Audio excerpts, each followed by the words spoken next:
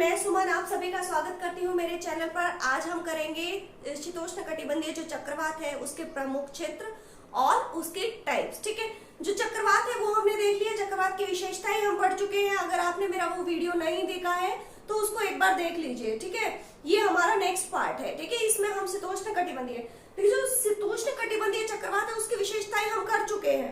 आज हम सिर्फ और सिर्फ बात करेंगे किसकी, जो शीतोष्णकटिबंधीय चक्रवात है उसके टाइप और प्रमुख क्षेत्र। जो चक्रवात है शीतोष्णकटिबंधीय चक्रवात है वो कहां कहां से प्रवाहित होता है और कहां पे उत्पन्न होता है। तो चलिए हम बात करते हैं शीतोष्णकटिबंधीय चक्रवात के टाइप्स की। जो शीतोष्णकटिबंधीय चक्रवात है वो प्रमुख 3 प्रकार का होता है। कौन कौन सा होता है वो देखिए। सबसे पहले हमारा आता है गतिक चक्रवात। गतिक चक्रवात। दूसरा हमारा आता है तापीय चक्रवात। तीसरा हमारा आता है गौण चक्रवात या फिर इसी को बोलते हैं उप चक्रवात। उप चक्रवात। अब चलिए हम एक एक की बात करते हैं।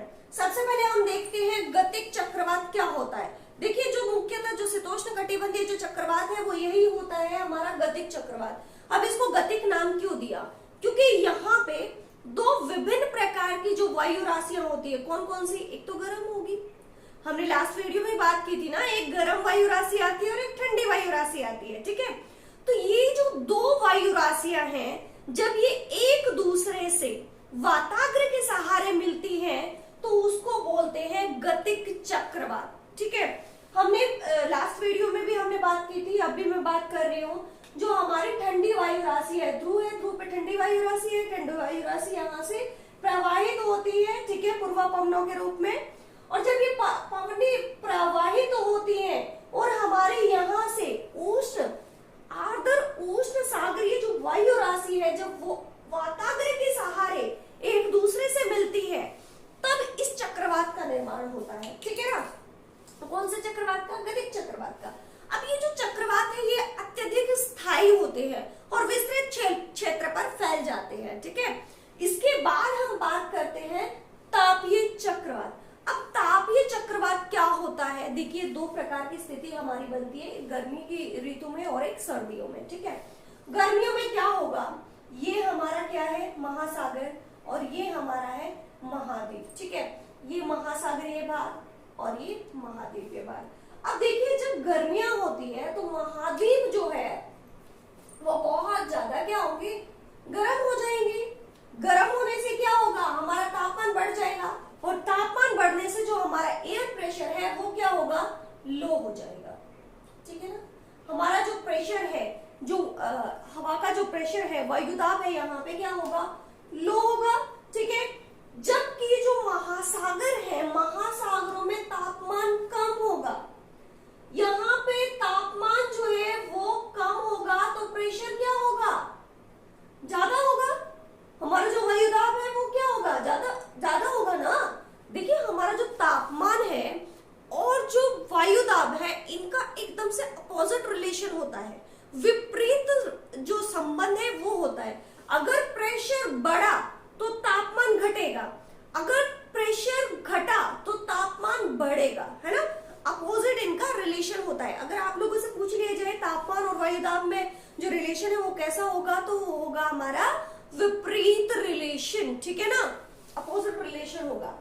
अब यहाँ पे क्योंकि तापमान बढ़ रहा है तो टेम्परेचर क्या होगा, घटेगा, क्योंकि यहाँ पे तापमान जो हमारा है, यहाँ पे तापमान बढ़ा है तो यहाँ पे हमारा वायुदाब घटेगा, है ना। और यहाँ पे हमारा तापमान घट रहा है तो वायुदाब कैसा होगा, बढ़ेगा। अब हम जानते हैं हमारी जो हवाएं हैं वो high pressure to low pressure move करती है ना। तो हमारे यहाँ पे प्रेशर ज्यादा है, यहाँ पे प्रेशर लो है, तो हवाएं किस तरफ मूव करेंगी, महाद्वीपों की तरफ ना। तो यहाँ पे महाद्वीपों पे न्यून वायुदाब केंद्र बन जाएगा और हवाएं जो है एक बाहर से high pressure to low pressure move करने लग जाएंगी और यहाँ पे निम्न वायुदाब केंद्र बनने से हवाएं जो है केंद्र की तरफ मूव करेंगी। ठीक है, ये तो थी गर्मियों की कंडीशन। इसके बाद हम बात करते हैं सर्दियों में।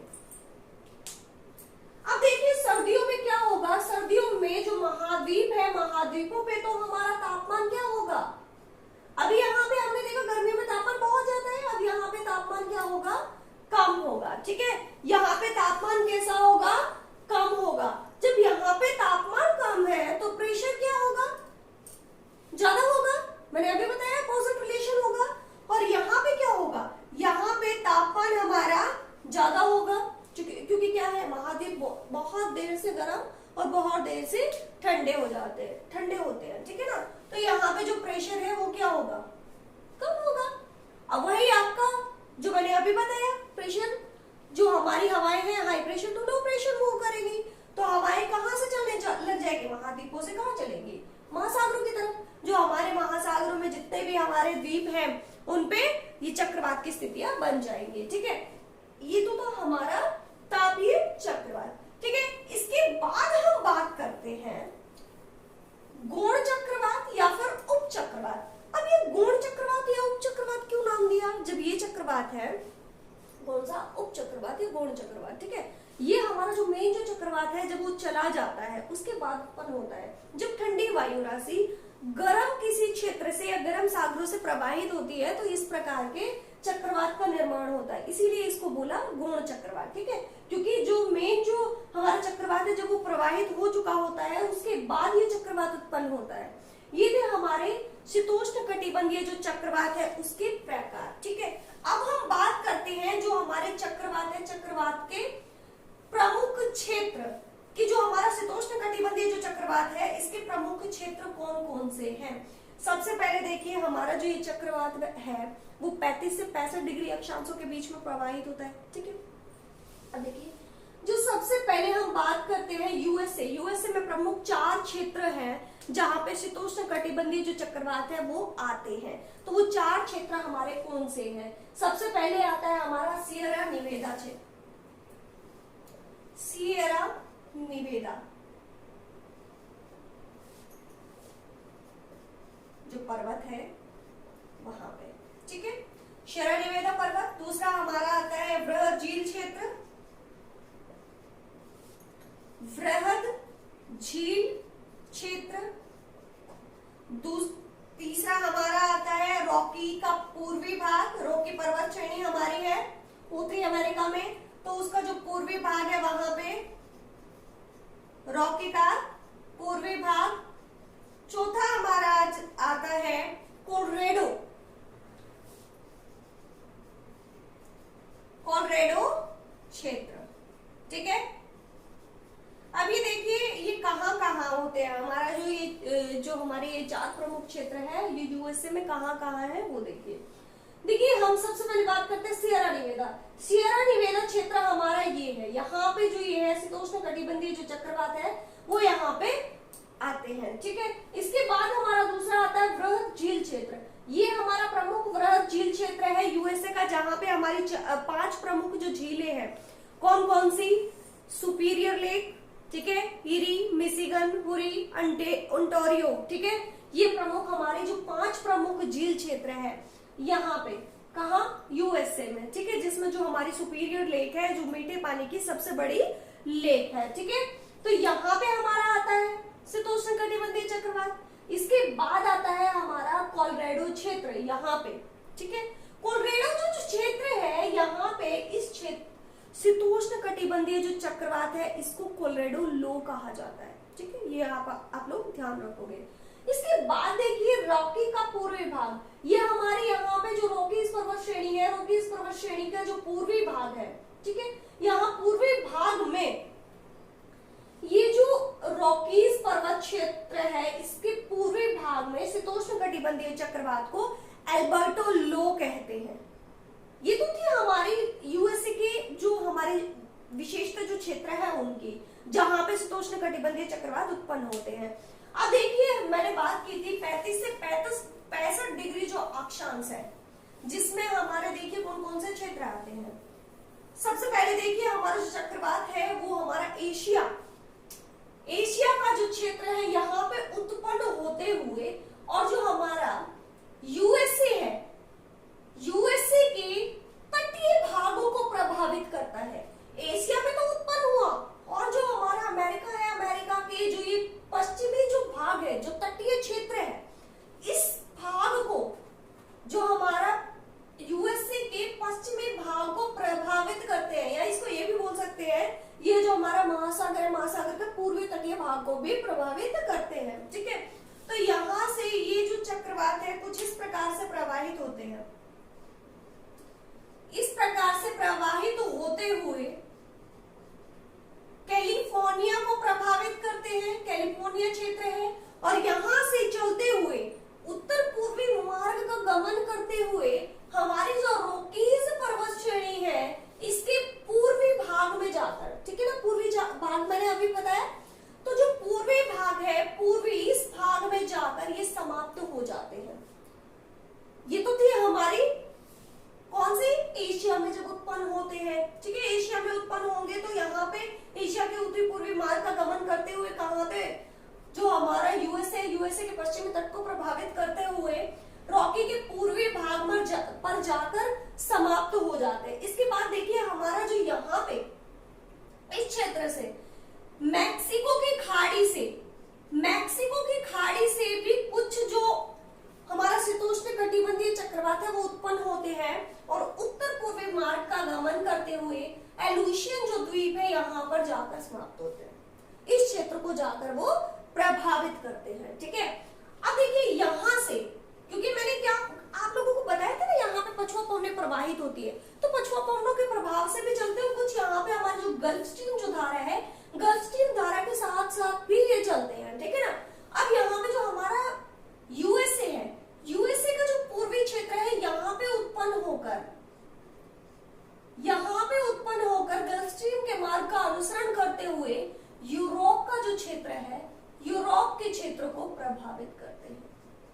यूरोप का जो पश्चिमी भाग है यहाँ पे इसको प्रभावित करते हैं। ठीक है, अब हमारा यहाँ पे आइसलैंड है, आइसलैंड से लेकर यहाँ पे बेरेंटो सागर है, इसके बीच प्रवाहित होते हुए यूरोप के इस भाग को प्रभावित करते हैं।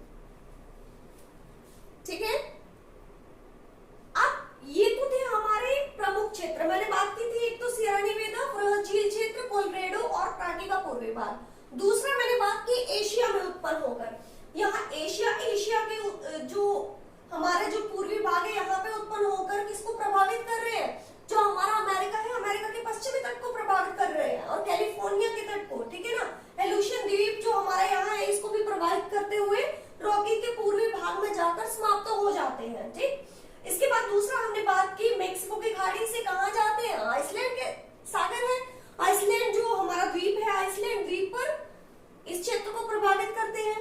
दूसरा हमारा जो अमेरिका है, अमेरिका के पूर्वी तट से उत्पन्न होकर कहां पे जाते हैं, यहां से जाते हुए जो गल्फ स्ट्रीम धारा, मैंने अटलांटिक महासागर की जब धारा कराई तो उसमें मैंने आपको गल्फ स्ट्रीम विस्तृत रूप से समझाया था। ठीक है ना, कि किस प्रकार से किस मार्ग का अनुसरण करती है और कैसे कैसे प्रवाहित होती है।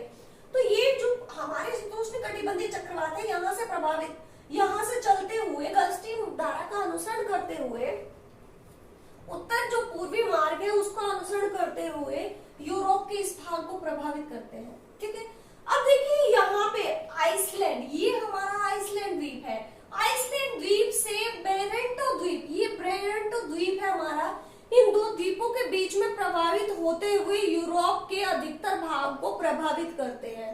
ठीक, अब हम देखते हैं कि जो हमारा भूमध्य सागर है, ये हमारा क्या है, भूमध्य सागर, भूमध्य सागर भी इसी को बोलते हैं ना। तो यहाँ से जब ये प्रभावित होते हैं, मार्ग मैंने आप लोगों को बताया दिशा कौन सी होती है, दिशा कौन सी दिशा का अनुसरण करते हैं, पूर्व से पश्चिम दिशा का अनुसरण करते हैं। तो यहाँ भूमध्य सागर से कुछ इस प्रकार से प्रवाहित होते हुए हमारा जो भारत है और पाकिस्तान है, इन दो प्रमुख क्षेत्रों को प्रभावित करते हैं। ठीक है, अब ऐसे ही हम बात करते हैं हमारा जो नीचे वाला क्षेत्र है, यहाँ पे भी इसकी दिशा कुछ इस प्रकार से होती है। तो ये यहाँ पे हमारा जो स्थलीय भाग है वो बहुत कम है। ठीक है, तो उत्तरी भाग को अत्यधिक प्रभावित करती है क्योंकि यहाँ पे हमारा जो क्षेत्रीय भाग है बहुत ज्यादा है। ठीक है, तो ये मैंने आपको बताया जो हमारा शीतोष्ण कटिबंधीय चक्रवात है उसकी प्रभावित क्षेत्र कि वो जो चक्रवात है वो कहाँ कहाँ पर आता है। ठीक है ना, प्रमुख क्षेत्र हमने बात की, सबसे पहले हमने बात की एशिया की, एशिया से उत्पन्न होते हैं। दूसरा हमने बात की हाँ, अमेरिका के जो प्रमुख हमारे क्षेत्र हैं कौन कौन से, 4 प्रमुख क्षेत्रों की हमने बात की, सियरा नेवादा, कोलोराडो, रॉकी का पूर्वी भाग और यहाँ पे सियरा नेवादा वृहद झील क्षेत्र है ना। तो इसके बाद हमने देखा कि आइसलैंड और बेरेंटो द्वीप के बीच में प्रवाहित होते हुए किसको प्रभावित करते हैं, यूरोप के क्षेत्र को प्रभावित करते हैं। जबकि यहाँ से जब ये प्रवाहित होते हैं हमारी मैक्सिको की खाड़ी से आइसलैंड द्वीप तक जाते हैं और अमेरिका के पश्चिमी भाग से प्रवाहित होते हुए यूरोप का जो अधिकतर क्षेत्र है इसको प्रभावित करते हैं। ठीक है, फिर हमने बात की भूमध्य रेखा से प्रवाहित होते, भूमध्य सागर, नॉट भूमध्य रेखा, है ना। तो भूमध्य सागर हमारा यहाँ पे है, भूमध्य सागर से प्रवाहित होते हुए जो हमारा इंडिया है, हमारा जो भारत है, भारत और पाकिस्तान के क्षेत्र को प्रभावित करते हैं। हमारे जो भारत में शीतकालीन वर्षा होती है ना वो इसी कारण से होती है। ठीक है, जो हम भारत का जो जलवायु है जब हम करेंगे तो मैं आपको विस्तृत रूप से समझा दूंगी। ठीक है ना।